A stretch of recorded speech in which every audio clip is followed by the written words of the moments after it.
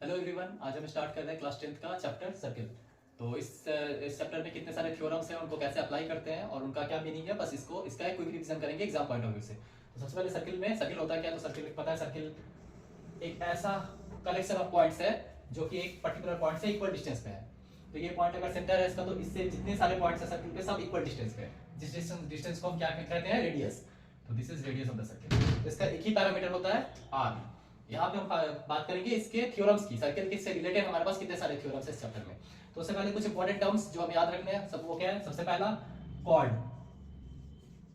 Cord क्या होता है? Tangent, chord, tangent, secant, chord, tangent, secant, और बस ये तीन इंपॉर्टेंट टर्म्स है सर्किल से रिलेटेड। ठीक है। रेडियस, डायमीटर तो आपको बताइए। कॉर्ड क्या होता है? कॉर्ड ऐसा एक लाइन है जो सर्किल के ऊपर के दो पॉइंट्स को टच करता है, अंदर के। तो सर्किल में कोई भी दो पॉइंट्स हम ले लेंगे, कंसीडर कर लेते हैं, वो चाहे इस साइड से इस साइड हो, इस साइड इस साइड हो, उन दो पॉइंट्स को अगर टच करता हुआ एक लाइन है, वो है कॉर्ड। तो this is the chord. Tangent, secant क्या है? टेंजेंट और सीकेंट है कि कोई भी लाइन अगर सर्किल के थ्रू पास कर रही है तो या तो टेंजेंट होगा या सीकेंट होगा। तो अगर एक लाइन हम यहाँ से ड्रॉ करते हैं, जो लाइन सर्किल के यहाँ से पास कर रही है, ठीक है, ये एक लाइन है, ठीक है, और एक लाइन है जो सर्किल के एक पॉइंट, ये ज्यादा हो गया, ये नहीं, इसको कैंसिल करते हैं, यहां से मान लेते हैं कि एक पॉइंट है और इसको टच करते हुए निकल गई एक लाइन, ठीक है। तो ये दो पॉसिबिलिटी हो सकती है। तो यहाँ पे इस लाइन में उसमें क्या अंतर है? यहाँ पे दो पॉइंट पे टच हो रहा है और यहाँ पे एक पॉइंट पे टच हो रहा है, ठीक है। तब हम इसको बोलेंगे टेंजेंट, इसको बोलेंगे सीकेंट। सीकेंट मतलब एक ऐसा लाइन जो सर्किल को दो पॉइंट पे टच कर रही है, एक से ज्यादा पॉइंट पे, और टेंजेंट जो जब एक पॉइंट पे टच कर रहा हो उसको, और सर्किल के अंदर जो लाइन सेगमेंट है उस लाइन सेगमेंट को हम बोलते हैं कॉर्ड, ठीक है। तो यहाँ भी जितना भी थ्योरम्स है आपका, उससे सारा थ्योरम्स टेंजेंट से रिलेटेड होगा, ठीक है। तो tangent is important for this chapter. अच्छा, इसके बाद क्या है? इसके बाद है दो तरह के सर्किल्स, एक होता है कॉन्सेंट्रिक सर्किल और एक होता है साइक्लिक क्वाड्रिलेटरल।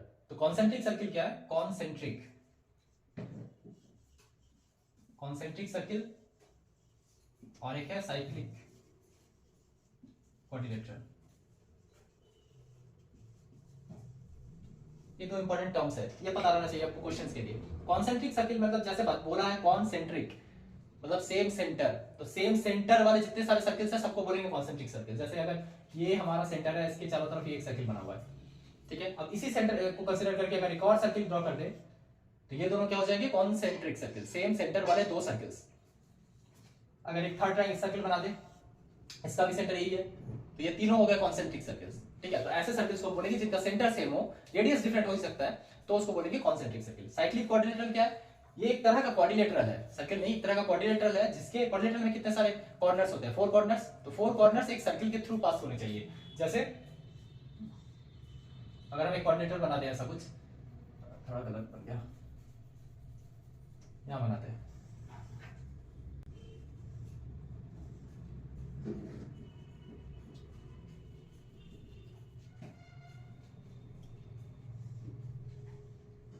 इस तरह से क्वाड्रिलेटरल बना दे जो जिसके चारों कॉर्नर जो है वो सर्किल के अंदर है, सर्किल को टच कर रहे हैं, तो इसको बोलेंगे हम साइक्लिक क्वाड्रिलेटरल। एक क्वाड्रिलेटरल जो साइक्लिक है, ठीक है। अब साइक्लिक क्वाड्रिलेटरल में कुछ रूल्स होते हैं इंपॉर्टेंट। जैसे साइक्लिक क्वाड्रिलेटरल में जो अपोजिट एंगल होते हैं उनका सम 180 डिग्री होता है, जो ध्यान रखना है। जैसे मान लेते हैं कि ए है, ये बी है, ये सी है, ये डी है, तो हम यहां से बोल सकते हैं A plus B C, sorry C equal to 180 degree. उसी तरह से b plus D, angle b plus angle d equal to also 180 degree. तो साइक्लिक क्वाड्रिलेटरल का इंपॉर्टेंस बस इतना ही है। क्वेश्चन में अगर ये गिवन हो कि this is a cyclic quadrilateral, तो वहां से हमें ये समझ लेना है कि इसका ऑपोजिट साइड्स जो है वो, सॉरी, ऑपोजिट एंगल्स जो है वो उनका सम 180 डिग्री है, ठीक है। अच्छा, कॉन्सेंट्रिक सर्किल में क्या समझना है? कॉन्सेंट्रिक सर्किल में यही समझना है कि सबका सेंटर सेम है। अगर सेंटर सेम है तो रेडियस एक के ऊपर ही लाई करेगा। साइड सेम नहीं होगा, रेडियस का वैल्यूज अलग अलग होंगे, लेकिन एक के ऊपर ही लाई करेगा दूसरा रेडियस, ठीक है। तो ये थे दो तरह के क्वाड्रिलेटरल, कुछ इंपॉर्टेंट टर्म्स सर्किल से रिलेटेड। अब सर्किल्स के रिलेटेड थ्योरम्स पढ़ते हैं। तो थ्योरम्स पे चलते हैं। थ्योरम्स में सबसे पहला थ्योरम हमारा है कि कोई भी टेंजेंट सर्किल, पहला थ्योरम हमारा है कि एक सर्किल है, उसका सेंटर है, सर्किल पे एक टेंजेंट ड्रॉ है, ठीक है। अब इस टेंजेंट का जो पॉइंट है, उस पॉइंट से सर्किल के सेंटर तक अगर हम लाइन ड्रॉ करते हैं, इन दोनों को अगर ज्वाइन करते हैं, तो ये क्या बन जाएगा? हमारा रेडियस। तो इस रेडियस और इस टेंजेंट में जो एंगल होगा वो कितना होगा? 90 डिग्री का। यह फर्स्ट थ्योरम। थ्योरम ये कहता है कि tangent at any point of the circle, circle के कोई भी पॉइंट में, कोई भी एक पॉइंट पे अगर हम टेंजेंट ड्रॉ कर देते हैं at any point is perpendicular to the radius, circle के रेडियस के परपेंडिकुलर होगा, ठीक है। कोई भी अगर टेंजेंट, अगर ये टेंजेंट यहां से जा रहा हो तो भी वो इस रेडियस के परपेंडिकुलर हो जाएगा, ठीक है। तो हर एक रेडियस टेंजेंट रेडियस के परपेंडिकुलर है। अच्छा, अब इसका प्रूफ कैसे कर सकते हैं? रेडियस इसका प्रूफ कैसा, प्रूफ जनरली आता नहीं है इसका डेरिवेशन, बट अगर प्रूफ करना हो तो यहां से हम एक कंस्ट्रक्ट करेंगे एक लाइन यहां तक सर्किल के कोई भी पॉइंट तक टेंजेंट के, इसको मान लेते हैं ये O है, ये A है, ये B है। तो सेंटर से टेंजेंट के का कोई भी मान लेते हैं, टेंजेंट इतना बड़ा, यहाँ पे कोई भी एक पॉइंट को हम ज्वाइन कर लेते हैं। अब इस डायग्राम में ये लाइन और इस लाइन में अगर कंपैरिजन करें तो, और ये लाइन जो OB है, ये OB लाइन हमेशा बड़ा होगा OA से। क्यों बड़ा होगा? क्योंकि OB के जो लाइन होगा वो रेडियस से थोड़ा ज्यादा होगा, सर्किल तक तो रेडियस है, उसके बाद थोड़ा एक्सटेंडेड पोर्शन है, यानी ये लाइन और ये कितना है, सिर्फ रेडियस। तो ये अगर R है तो ये R प्लस समथिंग x होगा। अगर इस पॉइंट को आप कंसीडर करके इस पॉइंट को कंसीडर करते तो वो भी R plus something amount of distance होगा, ठीक है। तो ऑलवेज जो भी लाइन ड्रॉ करेंगे वो रेडियस से बड़ा होगा, यानी radius is the smallest line drawn anywhere, ठीक है। तो और हम क्या जानते हैं कि किसी भी पॉइंट से किसी भी लाइन तक अगर सबसे जो शॉर्टेस्ट डिस्टेंस होता है वो उसका परपेंडिकुलर होता है, ठीक है। तो इसी वजह से ये जो रेडियस है ये इस लाइन का परपेंडिकुलर है। तो ये हो गया, इसीलिए आप कह सकते हैं कि tangent is always perpendicular to radius to the point of contact. मतलब जहां पे पॉइंट ऑफ कांटेक्ट है, इस पॉइंट ऑफ कांटेक्ट में, ऐसा नहीं कि कोई भी रेडियस के साथ ही वो परपेंडिकुलर हो जाएगा। जैसे ये भी तो सर्किल का रेडियस है, अब इसके साथ ये टेंजेंट तो भी परपेंडिकुलर होगा नहीं, जो रेडियस उसके दोनों के बीच में एक पॉइंट ऑफ कांटेक्ट है, उस पॉइंट ऑफ कांटेक्ट में ही सिर्फ 90 डिग्री का एंगल बनेगा। यही हमारा पहला थ्योरम कहता है, ठीक है। अच्छा, सेकंड थ्योरम में चलते हैं। सेकंड थ्योरम क्या कहता है? सेकंड थ्योरम ये कहता है कि कोई भी एक्सटर्नल, ये सर्किल है और कोई भी एक्सटर्नल पॉइंट, मान लेते हैं एक्सटर्नल पॉइंट है, यहां से सर्किल तक अगर दो टेंजेंट ड्रॉ किया जाए, ठीक है, दो टेंजेंट ड्रॉ हो गया। अब सेंटर से इसको ज्वाइन कर लेते हैं, ठीक है, ये O है, ये मान लेते हैं एक्सटर्नल पॉइंट P है, यहां से एक लाइन ड्रॉ कर लेते हैं, ठीक है। सेकंड थ्योरम ये है कि tangent drawn from external point to the circle are equal, यानी ये दोनों इक्वल होगा। इसको अगर A इसको B दे दे तो सेकंड थ्योरम हमारा ये कहता है यहाँ पे PA इक्वल टू PB। ये याद रखना है कि कभी भी किसी भी सर्किल में एक्सटर्नल पॉइंट से दो लाइन ज्वाइन हो रहा हो तो दोनों इक्वल होगा, ठीक है। अब इसका प्रूफ कैसे कर सकते हैं? इसका प्रूफ कर सकते हैं कि अगर ये दोनों ट्रायंगल कंसीडर करें, ये 90 डिग्री है, ठीक है, ये 90 डिग्री अभी पढ़े थे अकॉर्डिंग टू थ्योरम 1, ये 90 डिग्री हो गया क्योंकि रेडियस के साथ टेंजेंट कनेक्टेड है। अच्छा, अब ये जो लाइन है हमारा, ये लाइन ये कॉमन है, ये ट्रायंगल और ये ट्रायंगल, दोनों ट्रायंगल में ये लाइन कॉमन दिख रहा है, और ये R है और ये भी रेडियस R है, ये दोनों साइड भी सेम है, ठीक है। तो रूल क्या हुआ? राइट हैंड एंगल सेम दोनों का रेडियस एक साइड सेम, और ये हाइपोटेनस है दोनों का, दोनों ट्रायंगल का, वो भी सेम। तो according to RHS rule, RHS हमने पढ़ा है, RHS कॉन्ग्रुएंसी का RHS रूल, तो अकॉर्डिंग टू RHS ये दोनों ट्रायंगल आपस में क्या हो गए? कॉन्ग्रुएंट हो गए। और जब ये दोनों ट्रायंगल आपस में कॉन्ग्रुएंट है तो क्या होगा? दोनों का साइड भी इक्वल होगा, therefore PA equal to PB, ठीक है। ये था इसका प्रूफ। इसका प्रूफ आ सकता है छोटे 2 मार्क्स 2 मार्क्स 3 मार्क्स में आ सकता है, बट जनरली नहीं देते प्रूफ, ठीक है। बट आपको पता रहना चाहिए कि क्या है, यहाँ पे दोनों ट्रायंगल को सिर्फ कॉन्ग्रुएंट प्रूफ करना है RHS से, तब ये दोनों साइड भी इक्वल हो जाएगा, ठीक है। अब इसका एक एक्सटेंशन है छोटा सा कि अगर साइड दोनों इक्वल है, दोनों ट्रायंगल कॉन्ग्रुएंट है, तो ये दोनों एंगल भी इक्वल होना चाहिए। मतलब जो एंगल बन रहा है, angle found by the tangent at external point has a equal bisector to the center, दोनों का सेंटर तक एक इक्वल बाइसेक्टर भी होगा। यानी यहाँ पे अगर इसको एंगल 1 इसको एंगल 2 का नाम दे दे तो हम यहाँ से एक और चीज बोल सकते हैं, एंगल 1 इक्वल टू एंगल 2, ये ध्यान रखना है। ये भी थ्योरम के अंदर ही पड़ता है, एक्सटर्नल पॉइंट से जो दो एंगल बन रहा है दोनों इक्वल होगा, ठीक है। अच्छा, अब थ्योरम 3 में चलते हैं। यही तो एक्चुअली इंपॉर्टेंट है, बट एक एक्स्ट्रा थ्योरम भी है, वो भी अगर पता रहे तो क्वेश्चन करने में इजी होती है। वो क्या है? वो इसी का एक्सटेंडेड वर्जन है कि अगर एक सर्किल में सेंटर से, ये क्या है हमारा कॉर्ड, ये भी मान लेते हैं कॉर्ड है, तो एक कॉर्ड के ऊपर सेंटर से अगर परपेंडिकुलर ड्रॉ किया जाए, ठीक है, ये तो टेंजेंट के ऊपर परपेंडिकुलर की बात थी, इसको अभी रहने देते हैं। कॉर्ड के ऊपर अगर परपेंडिकुलर ड्रॉ किया जाए तो ये जो परपेंडिकुलर होगा उस टेंजेंट को इक्वली डिवाइड करेगा, ठीक है। ये एक थ्योरम है जो कहीं कहीं पे इस चैप्टर के क्वेश्चंस में काम आ जाता है। कैसे कैसे करेंगे? इसका प्रूफ क्या है? मतलब ये इक्वल टू ये होना चाहिए, अगर सेंटर का नाम दे देते हैं हम, ये O है, ये C दे देते हैं, ठीक है, इसको ज्वाइन कर देते हैं, ठीक है। तो यहां से कहेंगे कि AC इक्वल टू CB, कब? जब ये 90 डिग्री होगा, सेंटर से जो ये लाइन ड्रॉ की है वो 90 डिग्री परपेंडिकुलर होना चाहिए, तब जाके ये AC इक्वल टू CB होगा। कैसे होगा? दोनों ट्रायंगल को कोऑर्डिनेट प्रूफ करना होगा। कैसे प्रूफ करेंगे? 90 डिग्री, ये भी 90 डिग्री, ये जो है वो कॉमन है, और ये रेडियस और ये भी रेडियस इक्वल दोनों। यहां भी RHS according to RHS rule ये दोनों ट्रायंगल आपस में क्या हुए? कॉन्ग्रुएंट हुए। अगर कॉन्ग्रुएंट है तो ये दोनों साइड भी सेम है, ठीक है। ये था हमारा थर्ड थ्योरम। तो पूरे ट्रायंगल चैप्टर में बस ये 3 थ्योरम याद रहने चाहिए क्वेश्चन को सॉल्व करने के लिए। इसमें क्वेश्चंस कैसे आते हैं? इसमें सिर्फ प्रूफ करने के क्वेश्चंस आते हैं कि प्रूफ दैट कोई भी एंगल किसी का सेम है या नहीं, कुछ।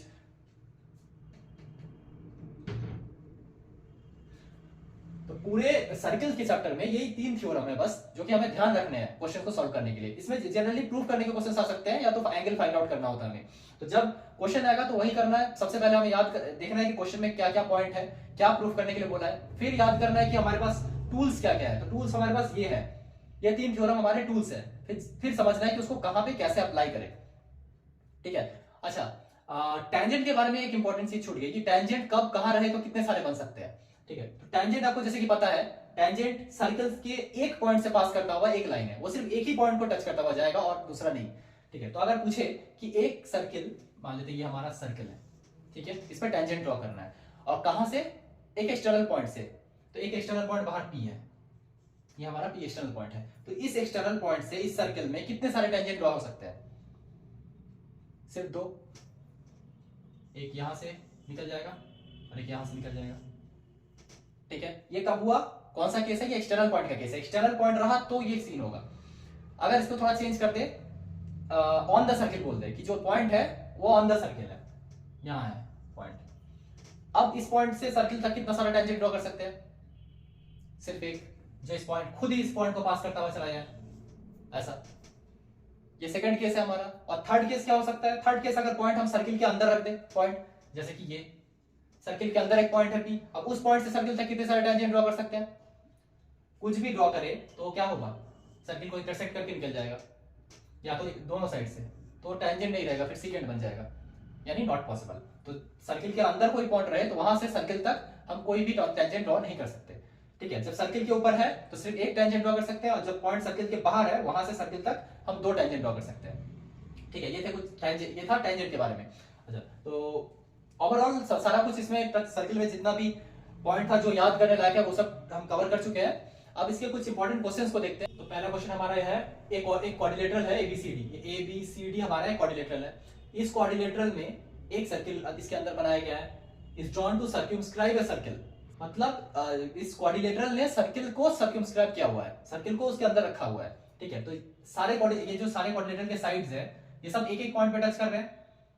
मतलब ये सारे एक्चुअली क्या है? सर्किल के टेंजेंट्स है, ठीक है। अब पूछा क्या है यहाँ पे? ये यहाँ आपको पता चल गया है टेंजेंट्स का कुछ कोई थ्योरम हम यहाँ पे यूज कर सकते हैं। तो उसमें क्या है? AB प्लस CD, यहाँ पूछा AB मतलब this side plus CD this side equal to AD plus BC, AD plus BC, ठीक है।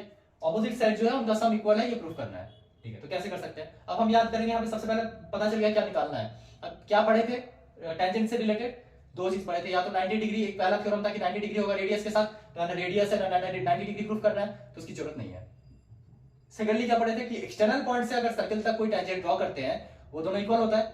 यहाँ पे दिख रहा है हमें सारे एक्सटर्नल पॉइंट्स ही तो हैं, और वहां से सर्किल तक हम टेंजेंट ड्रॉ कर रखे हैं और वो इक्वल है, यानी वो थ्योरम यहाँ यूज कर सकते हैं। तो अकॉर्डिंग टू दैट थ्योरम ये पॉइंट सारे एक्सटर्नल पॉइंट हो गए। तो अब A से कंसीडर करते हैं, AP इक्वल टू AS, ये इक्वल टू ये, दोनों एक्सटर्नल पॉइंट से बने हैं, तो यहां से हम लिख सकते हैं AP इक्वल टू AS, ठीक है। B से BP इक्वल टू BQ, है ना, BP इक्वल टू BQ, ठीक है। अच्छा, अब C पे चलते हैं, CR इक्वल टू CQ, ये दोनों भी इक्वल है,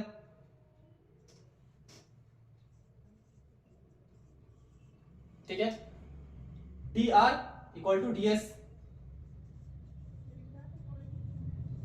ठीक है।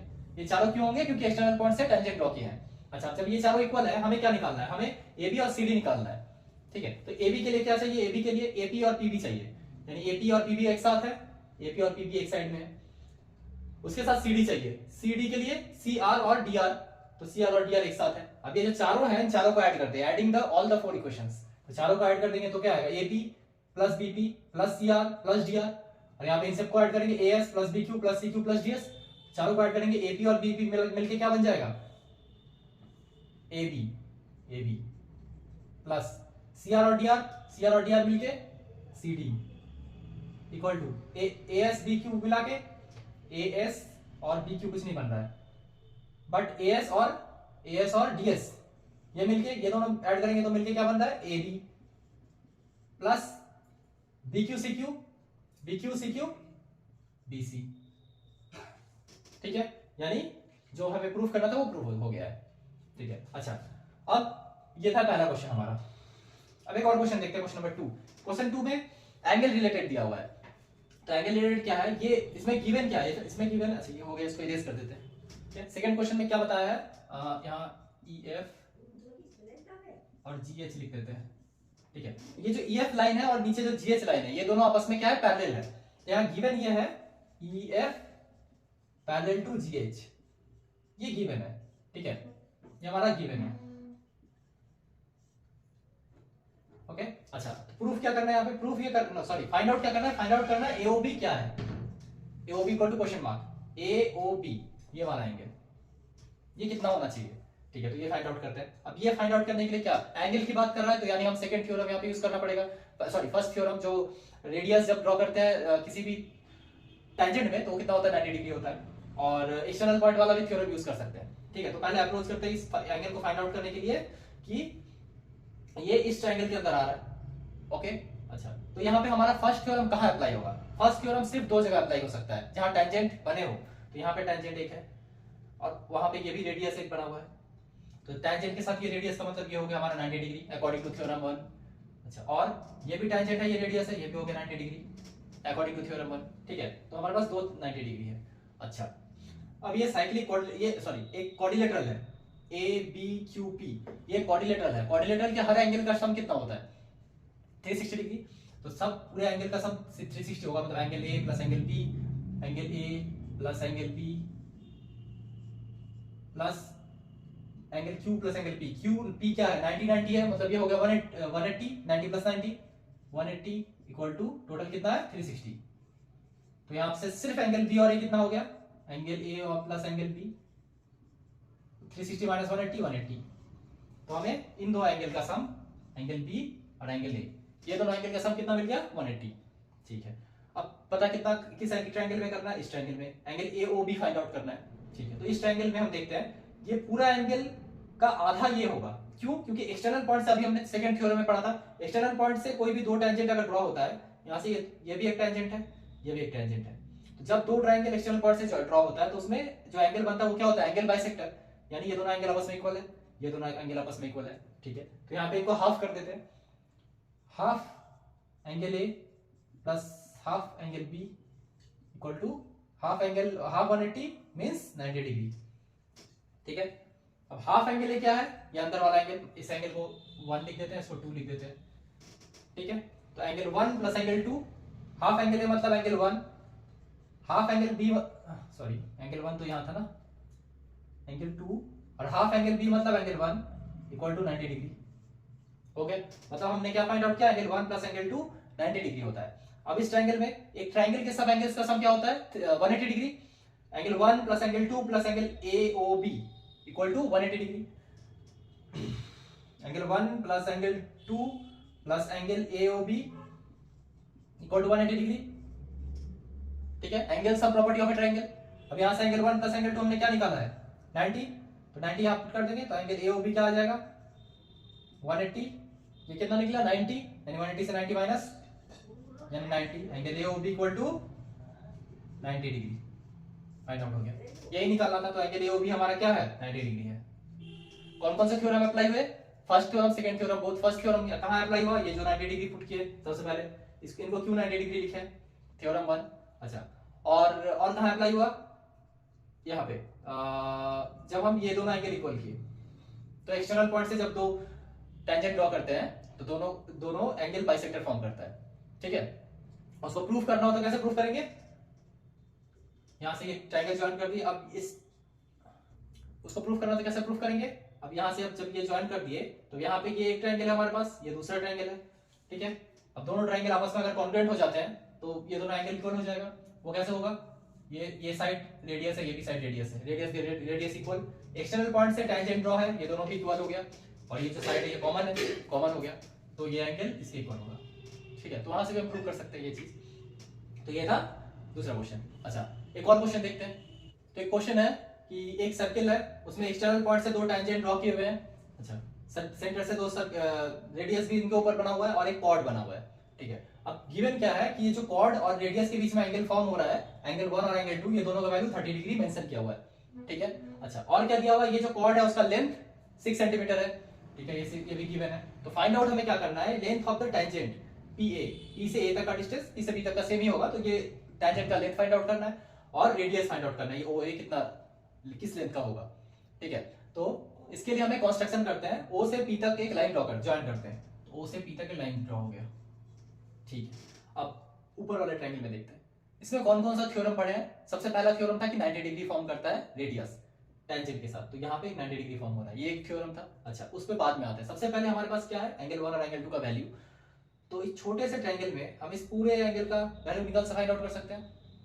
तो पूरे एंगल का कितना होगा, इस पूरे एंगल का ये कितना है 30, इधर वही 30, तो 30 प्लस 30 60, और पूरा एंगल का ट्रायंगल का सम कितना होता है 180 डिग्री, यानी एंगल AOB हमारा हो जाएगा 180 माइनस 60, टोटल 180 है, माइनस ये दोनों मिला के 60 हो रहा है, यानी 60 कितना होगा 120, तो ये पूरा एंगल कितना हुआ 120। अच्छा अब यहाँ भी एंगल बाइसेक्टर होगा, दो एंगल इक्वल है, उसको कैसे प्रूफ करेंगे, ऊपर का जो ट्रायंगल है और नीचे का जो ट्रायंगल है ये दोनों कॉन्ग्रुएंट होगा। क्यों कॉन्ग्रुएंट होगा, ये दोनों सेम है टेंजेंट्स, ये दोनों सेम है रेडियस, ठीक है, और यहाँ 90 डिग्री का एंगल फॉर्म हो रहा है, यहाँ 90 डिग्री का एंगल फॉर्म हो रहा है, या तो ये बोल सकते हैं ये साइड दोनों में कॉमन है, तो क्या हो गया दोनों ट्रायंगल आपस में कॉन्ग्रुएंट हो गए। अब कॉन्ग्रुएंट होगा तो ये एंगल दोनों क्या होगा इक्वल, इक्वल यानी ये एंगल, ये लाइन जो है इसका एंगल बाइसेक्टर है, ठीक है, यानी फिर इसका हाफ कर देते हैं, half angle AOB equal to क्या हो जाएगा 60 degree, half angle AOB equal to 60, तो ये दोनों एंगल 60 60 हो गया। अच्छा अब कोई थ्योरम तो अप्लाई नहीं कर सकते, अब हमें फाइंड आउट क्या करना है, फाइंड आउट करना है ये रेडियस और टेंजेंट, ठीक है, यानी हमारे पास अवेलेबिलिटी क्या है, ये है 6 सेंटीमीटर, कॉर्ड दिया हुआ है। अब थ्योरम 3 में क्या पढ़े थे कि कॉर्ड के ऊपर कोई भी परपेंडिकुलर ड्रॉ कर रहे हैं, वो परपेंडिकुलर उसको हाफ हाफ डिवाइड कर देगा, मतलब ये 3 3 हो जाएगा। अब ये परपेंडिकुलर कैसे है, परपेंडिकुलर है क्योंकि अगर एक कोई भी स्मॉलर ट्रायंगल पकड़ते हैं, इस पॉइंट दे देते हैं, मान लेते हैं यहाँ पे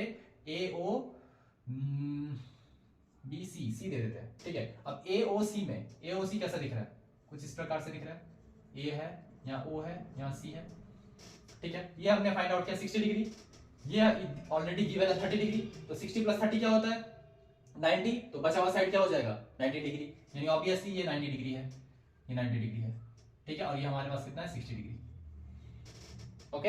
अच्छा अब जब ये 60 डिग्री है ये, तो इस ट्रायंगल में हमारे पास गिवन है 3, ये 3 दिया हुआ है, ठीक है, और 3 से हमें फाइंड आउट करना है रेडियस R।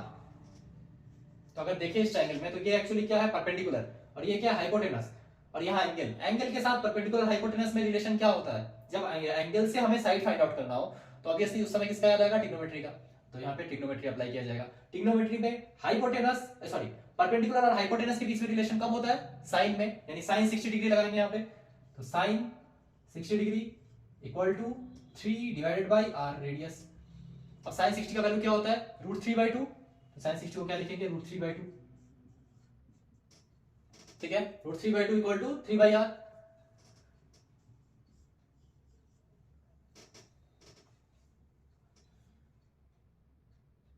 ठीक है। अच्छा अब इसको सॉल्व करेंगे तो क्या आएगा, इसको कैंसिल आउट कर देंगे, √3 यहाँ से कैंसिल आउट करके √3 बचेगा, तो R ऊपर जाएगा, R इक्वल टू 2√3, यानी R रेडियस का वैल्यू क्या आया 2√3। अब सिर्फ रेडियस नहीं निकालना है हमें, तो टैंजेंट का भी लेंथ निकालना है। अब टैंजेंट के लिए फिर से राइट एंगल ट्रायंगल ढूंढते हैं, तो ये हमारा राइट एंगल ट्रायंगल ही तो है, जहां पे यहाँ पे 90 डिग्री बन रहा है, फॉर्म हो रहा है 90 डिग्री फॉर्म हो रहा है, यहाँ पे जो एंगल बना है वो कितना है 60 डिग्री, और हमें क्या फाइंड आउट करना है परपेंडिकुलर, परपेंडिकुलर और ये हाइपोटेनस और ये बेस, ठीक है। इसको अगर ठीक से बनाए तो कैसे दिखेगा, कुछ इस प्रकार से, ये P है, ये B है, ये O है, ठीक है, ये O से, और ये 90 डिग्री है O से, और ये जो अभी फाइंड आउट किए ये रेडियस, ये 60 डिग्री। अब रेडियस से हाइपोटेनस निकालना है, मतलब ये बेस और हाइपोटेनस के बीच में रिलेशन चाहिए। नहीं एक्चुअली हाइपोटेनस नहीं, हाइपोटेनस है, सॉरी, बेस और परपेंडिकुलर में रिलेशन चाहिए हमें, तो पीवी निकालना है ना, बेस और परपेंडिकुलर में रिलेशन चाहिए, तो कहां आता है tan में, यानी यहाँ पे tan 60 डिग्री अप्लाई करेंगे, तो tan 60 डिग्री इक्वल टू कितना होता है, perpendicular PB equal by base R का वैल्यू कितना है, 2√3, सॉरी 2√3, ठीक है। अब tan 60 का वैल्यू क्या आता है, √3, तो इसको √3 कंसीडर करते हैं, इक्वल टू पीबी बाय 2√3, तो पीबी का वैल्यू कितना आ जाएगा, 3 to 6 सेंटीमीटर, यानी टेंजेंट का लेंथ कितना है, 6 सेंटीमीटर, ठीक है। तो इस तरह से हम क्वेश्चंस को सॉल्व करते हैं। सबसे पहला अप्रोच हमारा सर्किल के क्वेश्चंस में क्या होता है, सबसे पहला कि हम देखते हैं कि उसमें कौन कौन सा थ्योरम अप्लाई कर सकते हैं, ठीक है। अब जब पता चल गया थ्योरम क्या क्या अप्लाई हो रहा है, सारे थ्योरम्स अप्लाई हो गए, अब क्वेश्चन में क्या फाइंड आउट करना है, अकॉर्डिंग टू दैट फिर हम उसको सॉल्व करेंगे। अगर एंगल और साइड के बीच में रिलेशन फाइंड आउट करना पड़ जाए, एंगल्स गिवन है और हमें निकालना साइड है, तो उस समय हमें ट्रिग्नोमेट्री का अप्लाई करना पड़ेगा, अदरवाइज हम यहाँ पे पाइथागोरस थ्योरम भी अप्लाई कर सकते थे, ठीक है। तो अकॉर्डिंग टू दैट हमें उसके बाद सॉल्व करना है। तो ये एक शॉर्ट समरी था सर्किल के चैप्टर का, होप आपको समझ में आया हो। अगर इसमें कुछ कंफ्यूजन हो या कुछ आपको क्वेरीज हो तो आप कमेंट सेक्शन में नीचे पूछ सकते हैं। तब तक के लिए best of luck for your preparation, मिलते हैं आपसे नेक्स्ट चैप्टर में, और थैंक यू फॉर वॉचिंग।